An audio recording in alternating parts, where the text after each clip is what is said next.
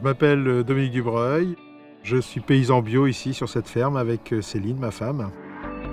On cultive essentiellement des légumes, ça va être des salades, des épinards, de la mâche, des navets primeurs, des fraises, tomates, aubergines, poivrons, concombres, etc. Mais on a aussi un petit élevage de poules pondeuses et des brebis, on élève des agneaux. La matière organique que je retire de mon élevage, elle me sert à nourrir les plantes. J'ai fait des études d'ingénieur agricole. Ça m'a amené ici en Bretagne, où j'ai exercé pendant 15 ans le métier de conseiller en gestion agricole.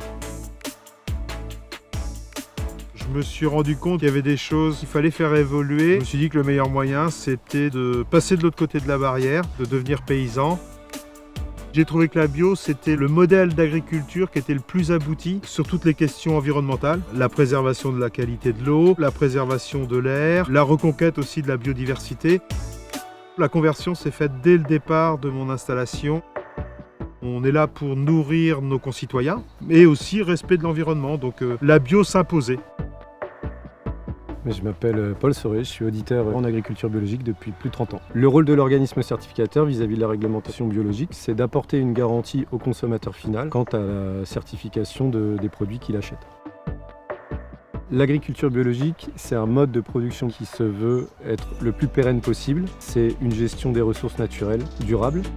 Le label Eurofeuille, c'est le logo qui va représenter le cahier des charges européen. Le cahier des charges de l'agriculture biologique, il est commun à tous les États membres de l'Union européenne. Le fait d'avoir le label bio sur nos produits, ça montre à nos clients, à nos consommateurs, qu'on est dans le cadre de l'agriculture bio, qu'on respecte tout le cahier des charges. En termes de transparence, c'est important et on s'en revendique. La démarche de certification, c'est un vrai engagement. Elle est vraiment volontaire de la part du producteur. Elle ne lui est pas imposée, c'est lui qui en fait la démarche.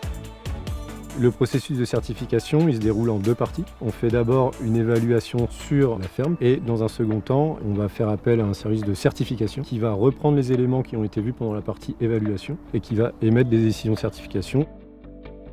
On va retrouver un audit annuel sur toutes les structures engagées en bio. En plus de cet audit, il peut y avoir un deuxième audit qui a lieu dans l'année, qui est fait de manière inopinée ou non. Il y a plusieurs contrôles dans l'année parce que ça nous permet de voir l'évolution de la ferme tout au long des saisons, de vérifier la cohérence des rotations sur la période estivale pour voir les cultures qui sont en place.